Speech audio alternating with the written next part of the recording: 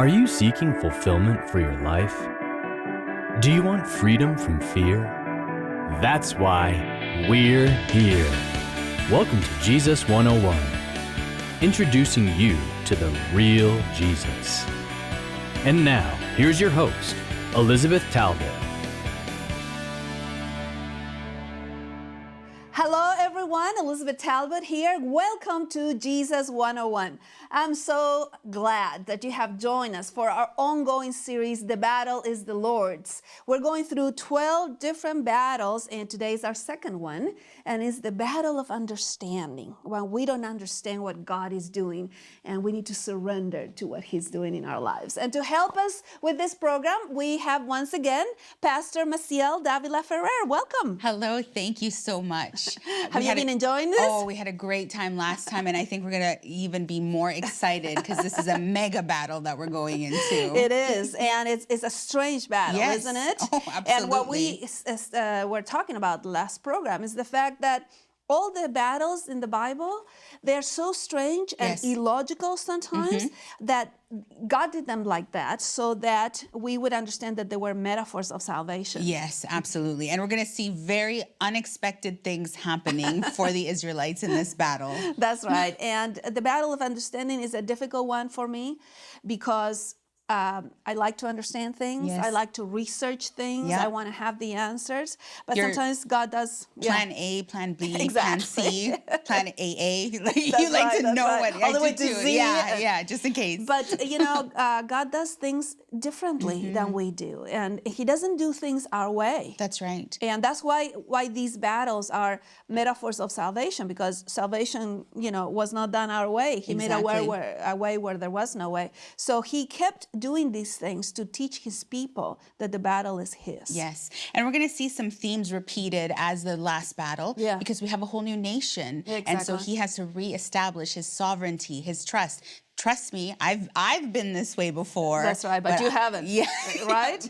Yeah, you're quoting it. Yeah, that's exactly. Yeah. We're going to see that, and we are going to introduce to you our second drawing. We have a great artist. Her name is Kat Fan, who has done different drawings for each battle, and the Battle of Jericho is one of my favorite drawings because, of course, it doesn't make any sense that you would go to fight with, trumpets and yelling and, and then the walls are going to fall, Just right? pacing, yes. Yes. So this is one of my favorite drawings of all the 12 battles. So where they're entering the promised land after being in the wilderness for 40 years because of their lack of faith the first time. Yeah.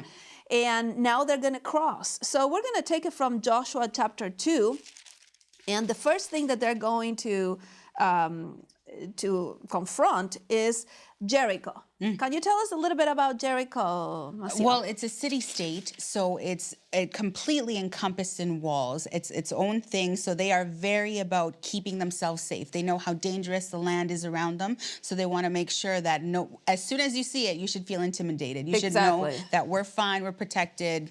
Walk on exactly. by. So if you think about it, Israel is coming from the east, crossing the Jordan to the west, and the first city they're going to find is Jericho. They have to conquer it. God has already promised more than 400 years before that He was going to give them this land, that they were going to be victorious over all these people that were living there. But of course, now they have to go to battle, right? And what you're going to find out about this is that this battle is going to be nothing like they expected. So nothing is going to be logical. And that has a big lesson for us because these battles that we have within us, they take a hold of our own minds, and we're like, it doesn't make any sense. What God is doing doesn't make any sense. And can you imagine, like, they don't know what's coming ahead, and you see this looming thing in front of you. And so many times, that's what our problems feel like. We can't see through, around. Yes. It's just this massive issue. And God is not working the way we were expecting Him to. Yes. Right? Yeah. So and the last time He's like, stand still, now move forward. Give me some information here. What do you want me to do? Exactly. Yeah. So this is about 2,000 people, they believe, that were in the city, and it's about 5 miles from the Jordan. So Joshua sends 2 spies to kind of look around. They end up in an inn that an innkeeper, Rahab, and why are you laughing? I'm laughing because I don't think that's what mine says. Why don't you read it for us? Sure. Chapter 2, verse 1. 2 verse 1. Then Joshua, son of Nun, secretly sent out 2 spies from Shittim to look over the land, he said, especially Jericho. So they went and entered the house of a prostitute named Rahab and stayed there. Yeah. You did some nice editing, Yeah, like some innkeeper. Sabbath school editing. Yeah, that's right. So this is a woman who is going to lie for the spies, is going to keep them there, and then she's going to have a request, and she's going to say, we know your God is going to give you this land. Yes. I mean, it's one of the most beautiful confessions that we have in the whole Bible, and it's from a woman that was a pagan that will become a believer in the God of Israel. And she helps these 2 spies by keeping them there and then lowering them through the wall.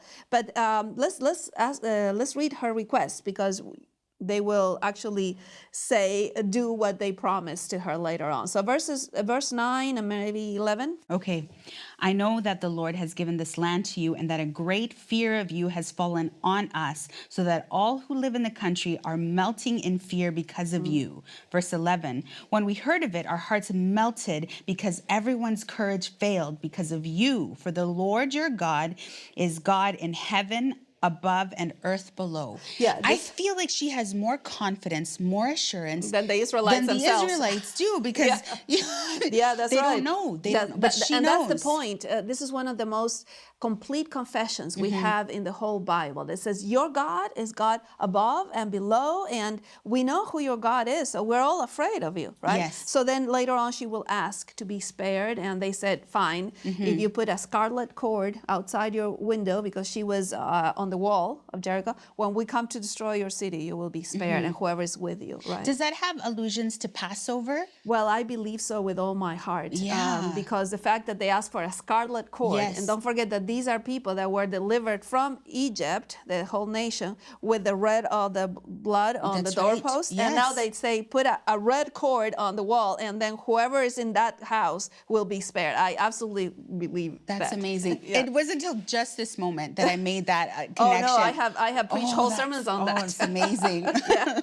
All right, so now we're ready for the crossing. Okay. So the spies come back, and this is where we start seeing that God is not going to do anything the way they were expecting. And you see that they've learned lessons from how they reacted to news from spies in the past. Yes. Like, believe the spies. Do what the spies tell you to do. Yeah. Well, actually, remember Joshua and Caleb were the only 2 spies of the 12 that said, God is giving us this land. Everybody else was like, no, there's giants. But look at these grapes. They're so big. Yeah, exactly. So we're going to go to Joshua chapter 3 when they're going to cross. And there's a beautiful sentence here. You know, the Ark of the Covenant. I have to show you my prop. It's beautiful. It's my beautiful prop. And it's actual gold, you know. Oh, my. Somebody bought it for me because it was too expensive. We were in Israel, and they showed us this, and I was like, no, I can't afford that. And my aunt said, okay, I'll buy it. And so thank you, Aunt Shirley, for it. And so this is actually the crossing of the Jordan, because the priests have to go with the Ark of the Covenant. What was the big deal about the Ark of the Covenant? It's the presence of God. It is the presence. It's your assurance that God is walking before you. Yeah, and so remember that this is God saying, I'm going to go ahead of you, and when the priest touch the water, then it's going to part. Yes. And it's a similar miracle as 40 years before with the Red Sea, right? On dry ground, which is something that we hear again in this story. Exactly. Yeah. And look at the sentence that I love here. Joshua 3, verse 4. You want to... I do. Then you will know which way to go, since you have never been this way before. Yeah. Should I finish the verse? No. Yeah, we can start from the beginning of the verse 4, where the priests were supposed to stay away. How far away were they from the people? We were talking about that 1,000 yards in Canadian language. That's about 800 meters. That's right. Which is almost a full kilometer. Exactly. Oh, sorry, like the Canadian is coming out. But that's a good distance. Yes. It's not like everybody will be able to see the ark. So there's a lot of faith even in God feeling like even though he's right there, he still feels far away. Yeah, that's right. That speaks to me, because even when he's leading, it can can be that he is just beyond my view. And I have to trust that he's in the empty space. That he's going ahead. Yes. Yeah, and actually the priests were going ahead. The waters were going to part when they enter the water. And it says here, do not come near it, that you may know the way by which you shall go. I'm going to go ahead of you, says God, for you have not passed this way before. I love that sentence. How many things do we encounter that we have never passed before? Yes. I mean, I remember when my parents got cancer. We had never been there before. You know, and God says, I'm going ahead of you. Trust me and just follow, because you've never been this way before. You know, and Pastor Elizabeth, it's also in the good things sometimes. We don't know, like, this is a good thing that's ahead of them. This promise is being fulfilled. It is unknown. And so even there we need, in the blessings and the difficulties, we need to know that God is ahead of us. Ahead of us. Yeah, and that's where he should be, because if we're ahead of him, I think we're going in the wrong direction. That's right. He's going ahead of us, and then he comes with us, he goes behind us, he covers us, he's all around us. And that's why we won't always understand what he's doing, but we can trust him. Trust. And it takes trust, even the first step. Because, I mean, as a priest, you're carrying it. You've got to know flood waters. That's right. That's the moment. So, okay, I believe you, God. I'm going to take that first step. Exactly. And all the directions that he's giving them are making no sense. They have to, first of all, they're going to cross on dry land. And then they have to bring stones. Remember this? Oh, Each tribe, I brought a big one. You are very strong. See, I'm so strong. Oh, bench presses. No, but imagine that this is an actual stone. Each one of them is bringing a stone, and each one per tribe, so they're going to have 12 stones, and they're going to create a memorial for future generations to remember that God, again, parted the sea for them to get into the promised land. So these stones are ones they pick from the riverbed that were covered with water.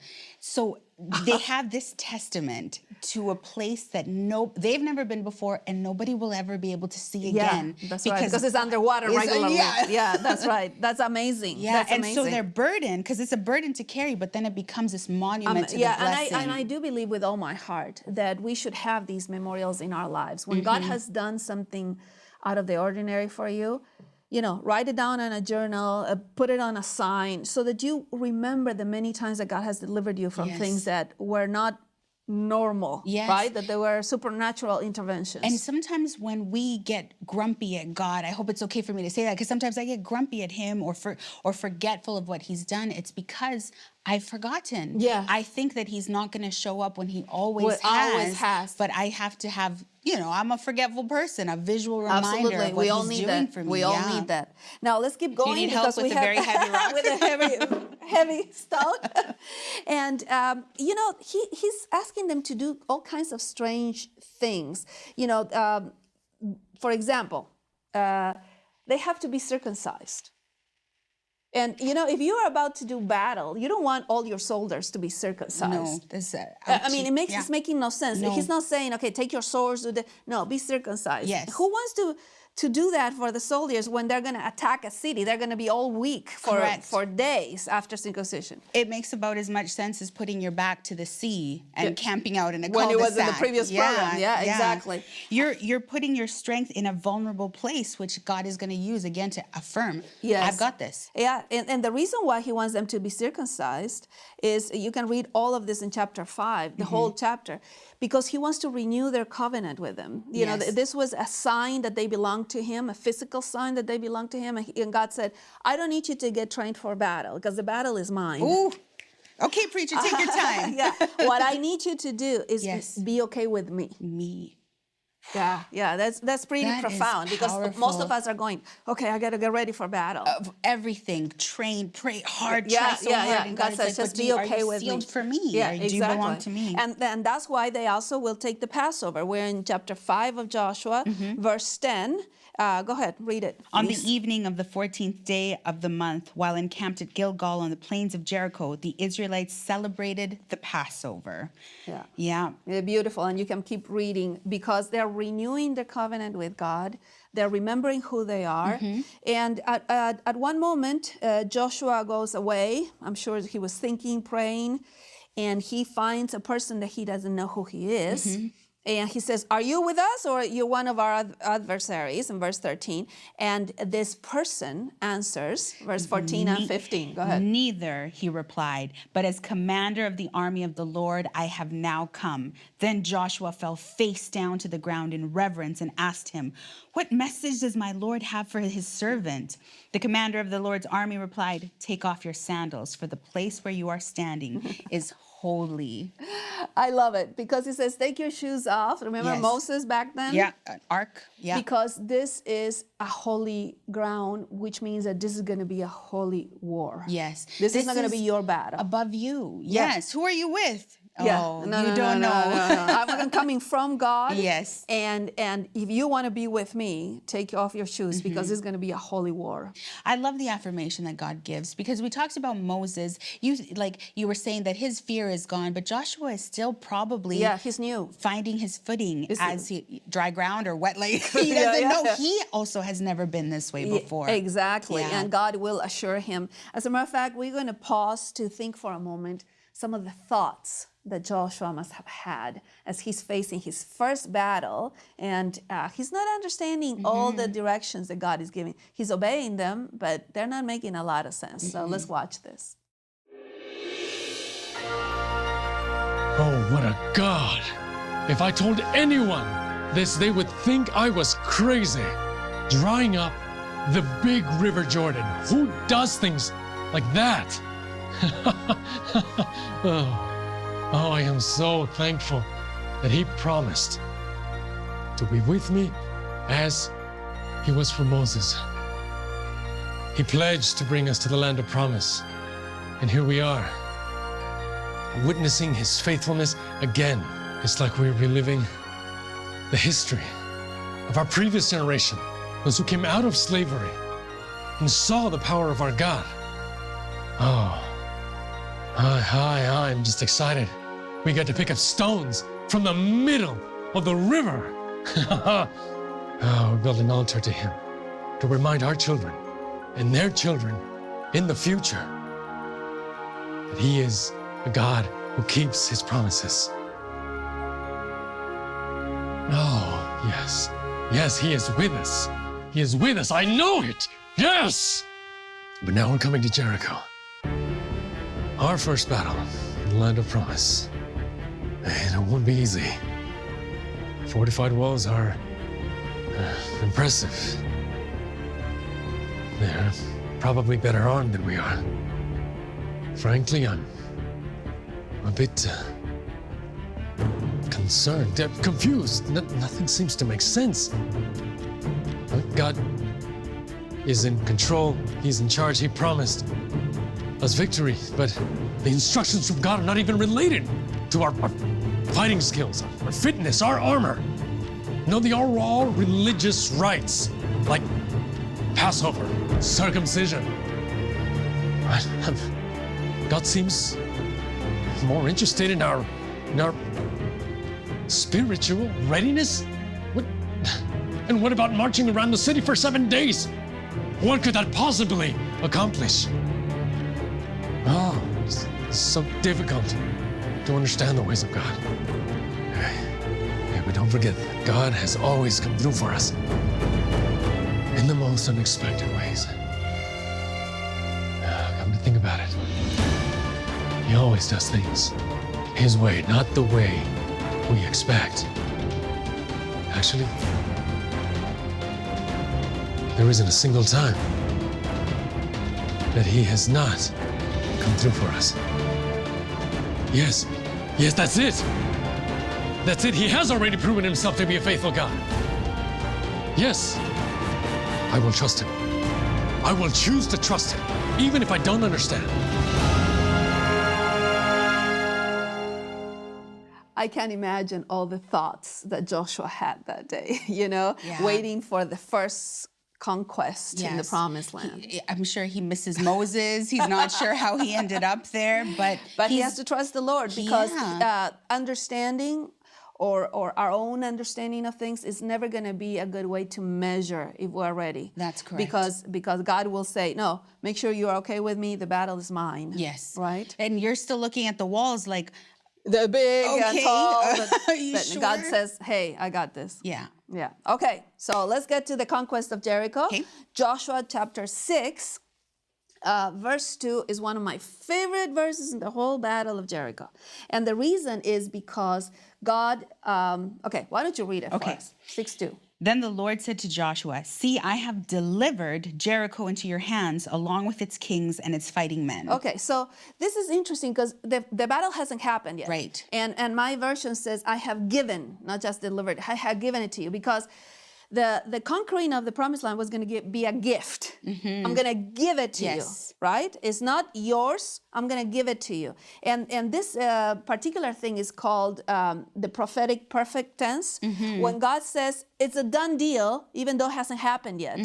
But he's saying it will happen because I have given it to you. It looks like he's talking in the past. Yes, I have delivered, but the story is it's ahead of still us. ahead of us. Yeah. And I call that the pre-assurance of God. When he says, I got this, and it's a done deal. Done deal. You know? So I have delivered. I have sent my son. Yes. You are saved.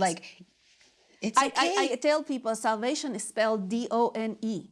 It's done. It's done. And you have the pre-assurance because he died at the cross. And he says, you will have the promised land. Yep. I have given it to you. Yes, It's and a gift. here's how. Yeah.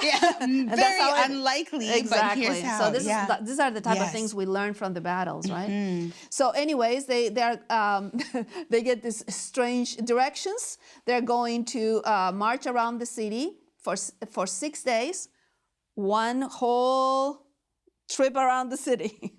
And then they're going to go to their camp. Yes. And they're going to do it for 6 days. Yes. And on the 7th day, they're going to do it 7 times. Can you imagine the people on top of the walls looking at this thing? What are they doing? What is happening? And it has this idea that they're going to start to ignore them, or they're going to look up close. They have time because they're dressed in their uniforms. So they're going to have an opportunity to plan and devise how to overtake them. No, it's very nothing. vulnerable. Exactly. Yeah. And it says that, verse 4, 7 priests shall carry 7 trumpets of ram's horns before the ark. Then on the 7th day, you shall march around the city 7 times, and the priest shall blow the trumpet. Of course, number 7 is a big number in the Bible, is a number that reminds us that the deliverance comes from God, that he's the creator and the redeemer. So every time you see 7, it has to do with, will you trust God with his deliverance? That the fact that the battle is his. Yeah. So I brought a horn. Okay. This is an actual horn, and many of them use this. I don't know how big the priest's horns was, but so they had to play this. And you're saying the priests are going ahead of the army? How's this going to play? Right. It's making no sense, right? That's why it's a battle of understanding. That's right. Yeah. And they've been practicing because the priests went ahead of them in the Jordan. Yes, but this time they're all gone, and actually Joshua will say, okay, when I tell you, he says, don't talk at all. But when I tell you, you all yell. Yeah. And when you yell, the walls will come down. I feel like somebody in the back went, woohoo! And it was, If Elizabeth would have been there, would have been woohoo! Like everybody screams, but Elizabeth is like, woohoo! Yeah, that's right. And that's exactly what happened. See, Yeah. verse 16, on chapter 6 of Joshua, verse 16, at the 7th time when the priest blew the trumpet, Joshua said to the people, shout! Shout. For Yahweh, Jehovah, has given you the city. Again, that like it sounds past, but it's happening now. Reassurance, right? Yeah. So, we see already some growth in Joshua. Yeah. Shout. Yeah. It is done. It is done. Yeah. Yeah. And so, verse 20 is the outcome if you want to read it. Yeah. When the trumpet sounded, the people shouted, and at the sound of the trumpet, when the people gave a loud shout, the wall collapsed. So every man charged straight in, and they took the city. Yeah, they took the city not because it made sense what they were doing. They walking around didn't make sense to them or their enemies. Yes. Right? And they shouted, and God made the walls fall down. Just like that. And I think it's very important to understand that what God gives us, they're his gifts to us. We are not,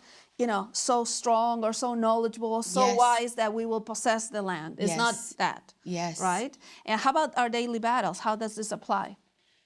I think that what helps me most is every time I feel like I don't know what to do, that's when God can show me, listen, you haven't been here before. You're right. None of this makes sense. But like audience at home, I know that you have felt that you are just unsure. But God is saying, not only will there be victory, but you will shout in victory because of the thing that I'm going to do for you. Yeah. I love it. Woohoo! That's right. And you know what's awesome? I'm sure that Rahab was also woohooing because verse 25 says that they kept the promise. Yes. You know, where the red cord was, they saved that house. It's amazing. She confesses, and right away she sees the power and feels the protection. And becomes part of the people of God from there on. Yeah. Well, I think it's very important for us to understand that God sometimes does things in ways that they don't make sense to us. There's a beautiful song that says something like, when you can't trace God's hand, trust his heart, right? Because many times we want to understand what his hand is doing. And he says, trust me. Yes. You know, especially when you don't understand. Yes. Trust in the Lord with all your heart. Lean on your own understanding. That's Proverbs 3, verses 5 and 6. And this is important because we have the pre-assurance of salvation. You know, God says, you will be saved. It's done. My son has died. The walls have come down. So just trust me, even when you don't understand. Right? Yeah. But aside from salvation, our daily battles are the same way.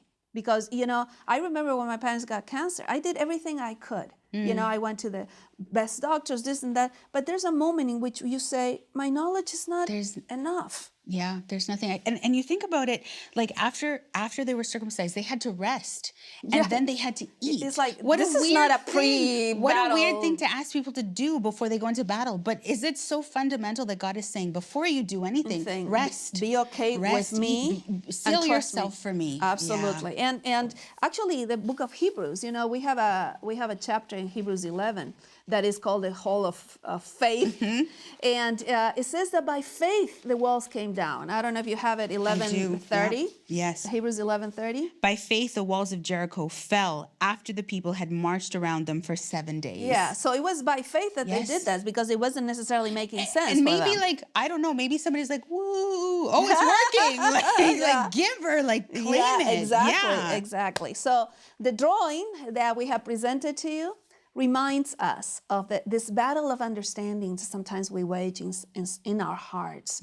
God says, just trust me, especially when you don't understand. Just trust me. Especially. You don't have to understand, but obey. Exactly. Move forward. Seal yourself for me. Yeah. Just move forward because the battle is mine. Yes. That's why we have called this whole series, The Battle is the Lord's. And it's something we need to hear again because we try to take it. We try to take the battle in our own hands. That's right, but it's his. Thanks for being with us, Massiel. you. All right, I'm going to head to the cross. Just to remind you that salvation, like Jericho, is a gift from God. It's not ours to fight and to be able to get the land. It's a gift from God. And that's why it's important that when you lose faith and you say, I don't qualify for salvation, I'm never going to enter the promised land. God says, look, it's a gift. Don't forget that. It's a gift. I have given you the land. So the cross is your pre-assurance that this is a done deal. So don't forget, when you don't understand, when you can't trace God's hand, trust his heart and remember that is a gift because the battle is the Lord's.